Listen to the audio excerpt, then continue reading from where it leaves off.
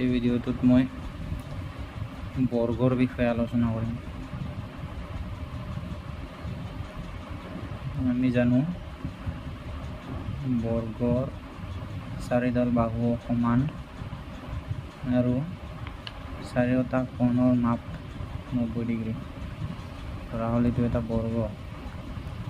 আমি যদি বৰ্গটোৰ নামকৰণ কৰোঁ ABCD ৰে, তেতিয়াহ'লে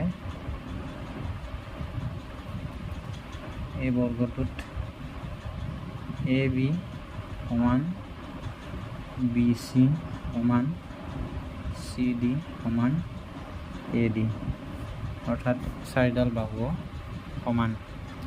ইয়াৰ উপৰি চাৰিওটা কোণ সমান। A কোণ ইজ ইকুৱেল B কোণ ইজ ইকুৱেল C কোণ ইজ ইকুৱেল D কোণ, আৰু ইয়াৰ প্ৰত্যেকৰে মাপ হৈছে 90 ডিগ্ৰী। এতিয়া আমি বৰ্গৰ সূত্ৰটো কেনেদৰে লিখিব পাৰোঁ? চাৰিডাল বাহুৰে গঠিত বন্ধাকৃতি যাৰ প্ৰতিটো দিশে সমান আৰু প্ৰতিটো কোণে 90 ডিগ্ৰী, তাক কোৱা হয় বৰ্গ। এতিয়া আমি বৰ্গৰ যদি আমি পৰিসীমাৰ সূত্ৰটো উলিয়াব লাগে,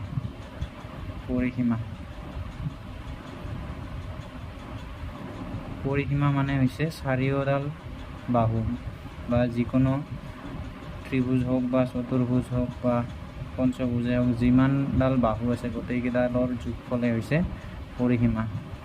অৰ্থাৎ AB BC CD আৰু AD গোটেইকেইটাৰ যোগফল হৈছে পৰিসীমা।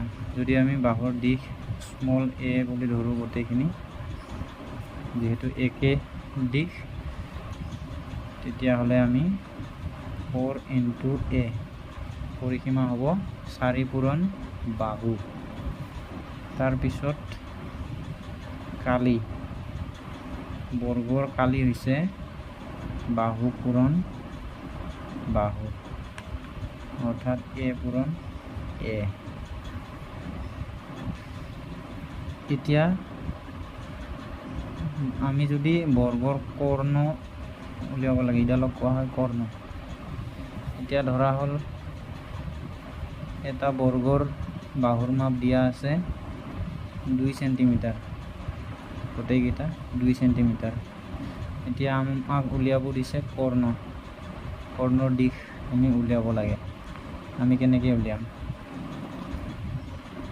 BCD এইটো এটা ত্ৰিভুজ।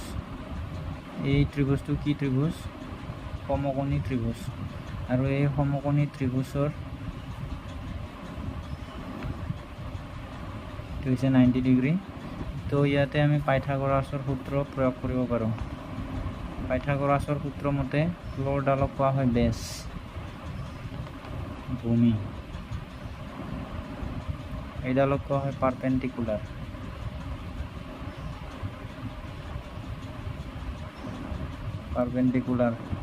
অৰ্থাৎ লম্ব। আৰু এইডালক কোৱা হয় হাইপটেনাছ, অৰ্থাৎ কৰ্ণ। এতিয়া পাইথাগোৰাছৰ সূত্ৰ মতে হাইপটেনাছ স্কুৱেৰ বেছ square plus perpendicular square, short ফৰ্মত লিখিলে হাইপটেনাছ বেছ পাৰপেণ্ডিকুলাৰ, কৰ্ণ ভূমি আৰু লম্ব। এইটো হৈছে পাইথাগোৰাছৰ সূত্ৰ। এই সূত্ৰটো ব্যৱহাৰ কৰি আমি কৰ্ণৰ মাপ উলিয়াব পাৰিম। যিহেতু আমাক দিয়া আছে বাহুৰ মাপ 2 চেণ্টিমিটাৰ, তো হাইপটেনাছ উলিয়াব লাগিলে আমি h square is equal 2 square plus 2 square,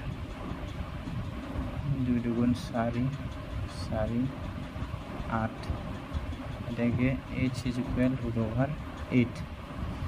√8 এনেকৈ লিখিলে হ'ব, নাইবা 8ক যদি আমি ভাঙোঁ 2 4 গুণ 8, 2√2। এইটো হৈছে আমাৰ হাইপটেনাছ। আমি কৰ্ণৰ মাপ পাই গ'লোঁ। ঠিক তেনেকৈ